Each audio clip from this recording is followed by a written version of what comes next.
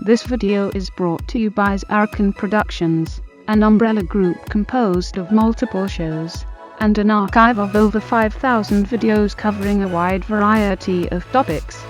Please go to zarrakan.com for a complete listing of video links, social media feeds, and opportunities to support our content. Thank you for your time, and may I present another Zarrakan production.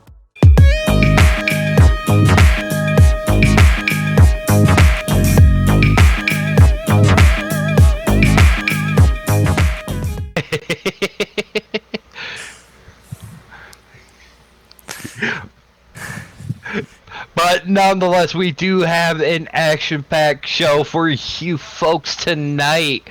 As we have for our first match, we have one half of the Chica Busters, the Luchadal Soledad, taking on the new, pretty much last week having her debut, Abigail Kervanis. Oh, the new Rising. Abigail Kervanis, you did. The new Rising Siren. The new Future Siren. The newest member, the rookie that I believe made her debut last week. That I don't think that may or may not require a breathalyzer every time she comes into the ring. Yeah, she does require a breathalyzer every time she gets into the ring. Every time she gets into the ring, she's drunk. So she's gonna be hard to take down. She'll at least be really relaxed at that point. But you also gotta think she's going against the Luchadal, and you never know with tag teams. I mean, obviously, possibly Samantha Foxy might be out there, and the way that I hear the Chica Busters have been going, Abigail may need to, watch her back. Not 100% for sure, keep in mind, but, the actions of it, let alone all the other tag teams, are... if I may here, I think Abigail is definitely going to need to sober up, watch her back, and watch her front as well. Because, watch all around. Right, and that's the thing, is if there is some kind of alliance going on here with all the other tag teams, because of Hisatsu pretty much dominating everything, the tag team division, I should say.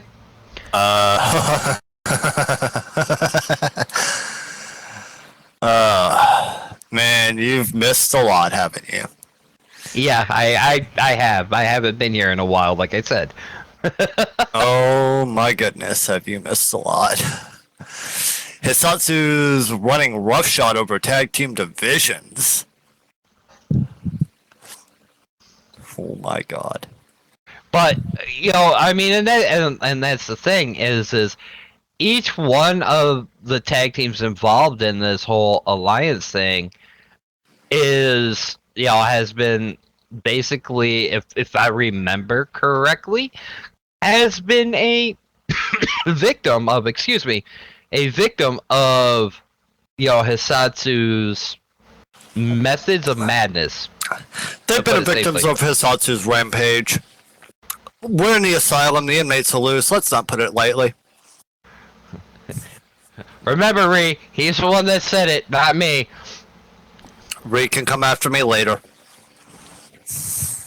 But it seems that way. But, what better way to try to work out an alliance than, trying to, take out a new person like Abigail, which could prove a threat, or they may try to recruit her. I don't know what's going to happen here. I don't know what's going through these women's minds. Let's be honest. Whatever they try to do, well, it's going to be... They may try to recruit her in, given that, Hisatsu's been running roughshod over everybody in the tag team division, and they're trying to gain every other tag team is trying to gain as many allies as they can. So, inside or outside of tag teams, singles or not, it's been rough. So, but regardless on all that, We got, we got somebody that's been here a while that knows how the asylum operates in Soledad, and right now taking on a basically a rookie within WPWF and Abigail. So, that we'll get into our predictions later. Yep. But as we get on to match 2, this is an interesting matchup, as we have Akira Akamine, Aka something. I swear to God, I'm gonna get kicked in the head. Is going to be. Natasha, Yeah, okay. I've never heard that say worse in my entire life. Okay, Akamine. Man, I really butchered that one. It's been a while since I've actually seen her. Man, at least I will admit that that I butchered it. But taking on no, hi Kasumi, hi. Ow! Yep. It's gonna be a wild night tonight. Taking on Leah the Doll Duffield. Now this is kind of interesting as it is, because I mean, as we've seen, she used to be part of the Riot Dolls, and then I believe a knee injury took her out for a while, and then she came back though looking for her sister. Now she was also trained by Katie Carter, and there's that whole cycle that ties them all in. So my thing is Akira seems to be holding a grudge. Yeah, Akira is holding a grudge. Well, I can't say she's holding a grudge for sure, but it's like, it is a grudge, but not a grudge. She's came back looking for somebody. Her sister, yes. Yep. But, even as, from what I hear from last week, she ended up making, I think it was week or last time, she had a confrontation with the Riot Dolls. I can't remember if it was last week or whatever.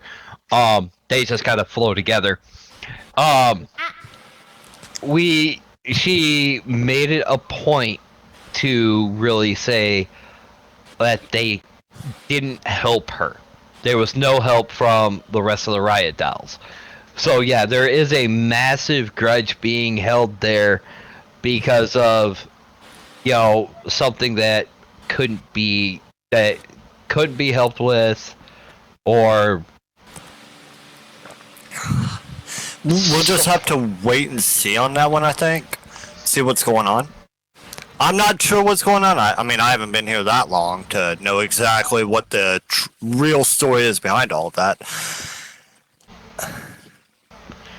But regardless, I know I've seen it. I've heard of it, and I believe it was Hisatsu that broke her knee, and that took her out. That caused that knee injury. Can't really say that broke it, but caused that knee injury, which took her out originally, if I remember correctly.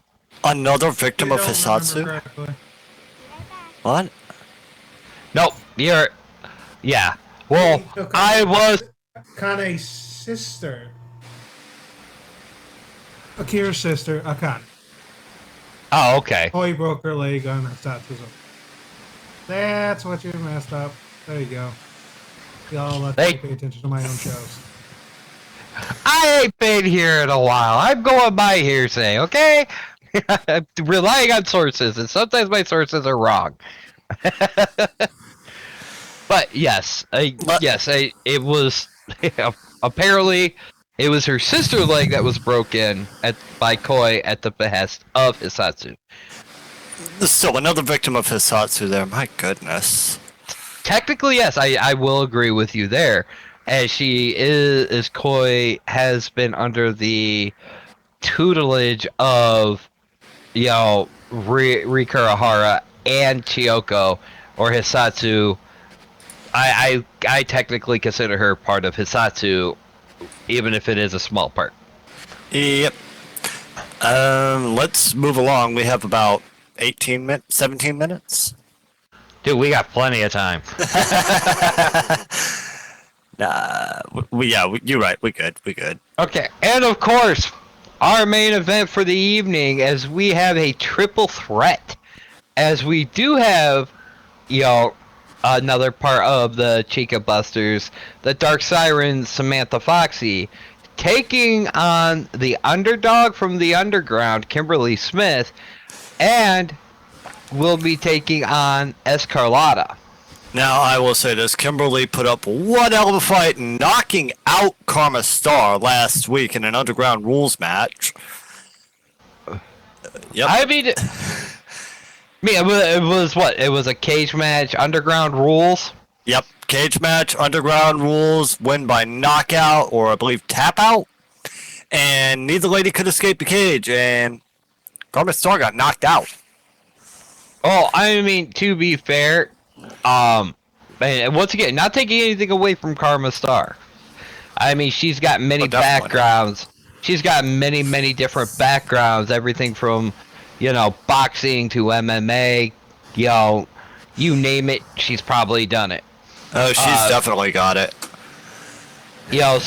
But she was at a disadvantage because this was Kimberly's home rules. Very, very true. So, I mean, can you really sit here and say, obviously, Lady Death couldn't do anything because she was outside the cage?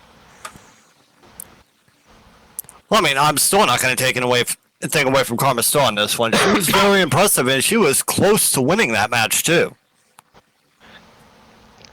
Oh, and once again, that is the thing. Is this you need to take in consideration? I mean, Karma Star, former Cyber Rising champion, former heavyweight champion, world champion,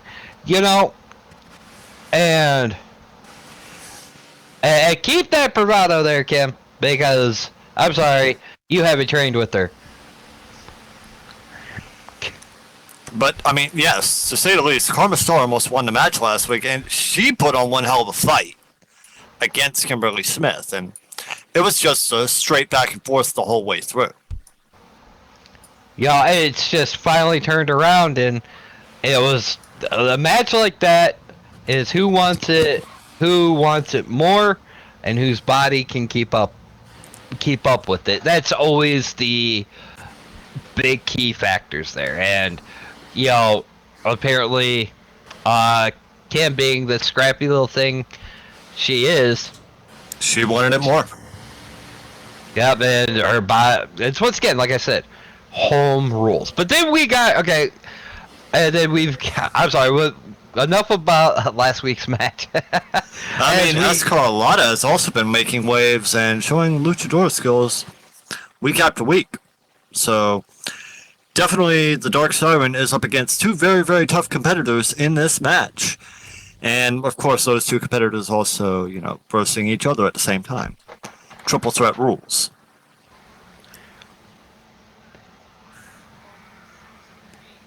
But, anyway, and I mean, triple threat rules. I mean, which pretty much means there has to be, for those of you that are uninitiated in a triple threat type style, there are no countouts, there are no disqualifications. Some people don't realize that because there has to be one winner, and there's 3 people. You can't eliminate one. Now, if it gets too bad, yes, the ref can throw the match out or anything to that effect, but you got to understand the environment that you're going in.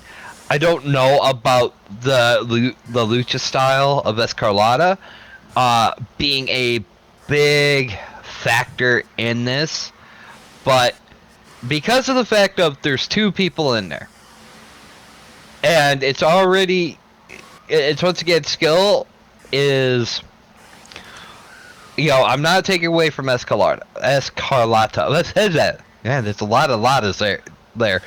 Escarlata, she is definitely, like you said, making waves. She's very quick. She's very, agile. She's got to use that quickness, but she has to stay on the mat, which puts her at a disadvantage. Whereas, as tough as Kimberly is, Samantha Foxy, big, strong, and experienced. She's a former Siren Rising champion. She knows what it takes to get in these situations and how to get over it. You know what I'm saying? Like, literally get through it unscathed. She knows how to get the job done. It's proven time and again. Yeah. Samantha Foxy is someone who knows how to get the job done, knows how to do it right, and knows how to win. Now, let's also, keep in mind, will that factor the triple threat losers, or not losers, rules, god dang it, the triple threat rules also come into play due to the fact of, we have one of which, as part of that alliance, has a tag team member. Will that come into play at some point here? It could. Could very well come into play. Because, that's literally, there's no disqualifications, there are no countouts. The only thing the ref has to do is actually sit there. And but that's going to be the thing, as I get that. But she may not do underhanded, but is Soledad not going to be doing all that? That's always the question. I've seen tag teams where, I was part of a tag team where somebody did something questionable, and then turn around and cause them to break up. That could be a case we'll see here tonight. It could not be. So many questions are up in the air tonight.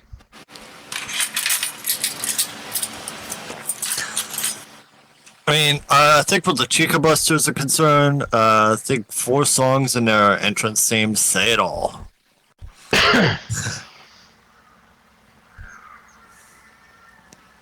My fist, your face. So, definitely, folks, as we have 10 minutes before the show begins, so definitely, you got time. Quickly, go to NoobSim, grab a noob, bring him back here, if necessary, and introduce them to the best tier women wrestling action here at the Underground Arena at WPWF Asylum. Wow, I cannot speak after that. Drink water, man. Drink water. Well, I think I might pull a Johnny LaMonaco and take a drink of a caffeinated beverage. That's why I put an Austin in front of you. But for sure, folks. So, at this point, I think we covered just about everything. All the matches. So let's go on with our predictions. So, TJ, who do you think's going to win between TJ and Abigail? Huh? Or, not TJ. Soledad and Abigail. I'm just going to drop dead right here, right now. Oh, Lord. Lord have mercy. I gotta start reading these things a little more clearly. I will say this. I might be doing I might or might not be doing some in-ring training, but definitely not for this Fed.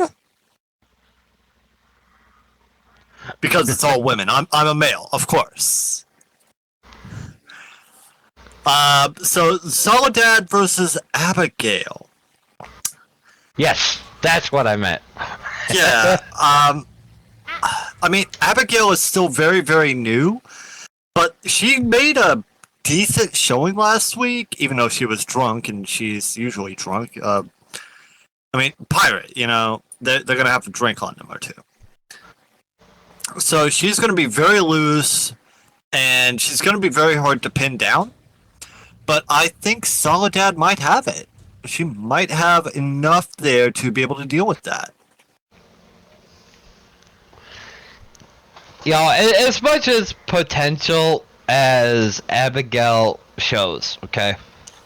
And this is where I'm going to have to differ from you. I mean, granted, being a drunken pirate may make your body relax, but it does impair your judgment, and that increases mistakes. And Soledad is very good at at finding those mistakes and using them to her advantage. I basically just said that in another way. You're not really in disagreement with me there. Oh, no, okay.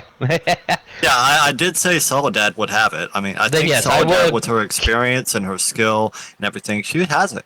Soledad has it. Then I will agree with you with Soledad. Wow. I totally took what you said and thought you meant Abigail. No. Abigail, she may be loose, she may be hard to pin down, but I think Soledad can get the job done. You have to excuse me. I think I might have suffered a concussion Monday during my match, okay? Yeah, are you okay, man? I got beat by a man that stood almost 7 feet tall and was bloodied. So, who did just you saying. get beat by? I must have missed that. Anyway, no, it wasn't Tremor. It wasn't Tremor. Thank God. I don't think I'd be here if it was Tremor. I think we're playing Mortal Kombat at that point. But anyway, who do you think's gonna come out on top? Akira or Leah? I still don't know too much about Akira. I've only seen her in the ring maybe twice. And Leah, I mean, this one's a toss-up for me. Well, here's what I know. Alright, Leah seems to have gotten the dial kind of under control. Whereas she'll be able to kind of... If I learned anything from Lady Death, especially in the training, the whole mental aspect, she may be able to pull from that energy, I guess you could say, for lack of a better term. But, that right there is a dangerous combination. But Akira has always been angry, and it's no change here. But it's not the anger issue that has the part. She's focused. She's on a mission. And that is something that I have not seen in Akira in a good minute. So honestly, because of that focus and determination, I'm going to have to go with Akira on this one. Fair enough. Alright, now on to the main event. We have 3 combatants in a triple threat rules. Who do you think's going to win? Samantha Foxy, Kimberly Smith, or Escarlata?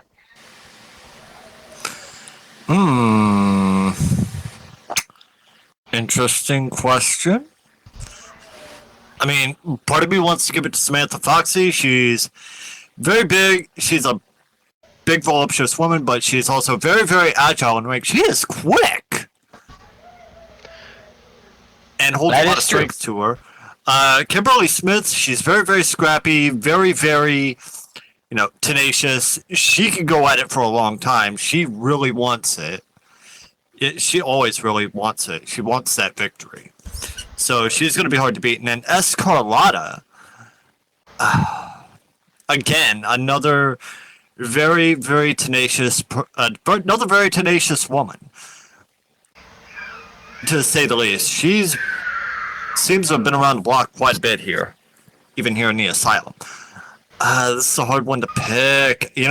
Just based on what I know of these 3, I'm actually gonna give it this may sound a little biased, but I mean, I'm trying to be as unbiased as possible. I'm actually going to give it to Samantha Foxy based upon the strength, the agility, and she's a total package all by herself. So you think Samantha Foxy as well? But I'm gonna give it. I think Samantha too, but here is why. Okay, and for the simple fact of, Escarlata is a luchador. You really fast pace. She's gonna run out of steam eventually. Right.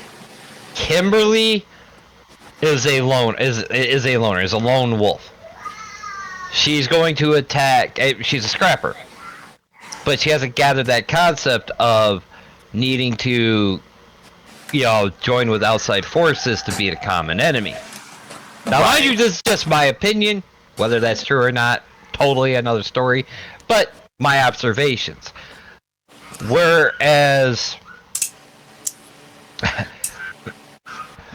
just my observations, like I said, here at the asylum, outside the tag team, she doesn't seem to, hold on effect. She's a loner. She fights better by herself, kind of thing. That's kind of the mentality that I picked up from her. But she's also riding high on that impressive win last week. So even with that, that would be cause more for kind of try to do things by herself. Right. So with that though, with all those things into the configuration, I think Samantha's gonna pull out the win. She's big, she's strong, and the endurance factor and the stamina factor. I mean, don't get me wrong. You said she was agile. Stamina factor is up there as well. As long as she can outlast both of them, she's got this in the bag. Oh yes, definitely so. As we have a Mr. Drewski Hoxley here. How you doing there, Drewski? Hey, doing all right. How about you guys? Well, I'm doing well. I'm good. Hey, guess what?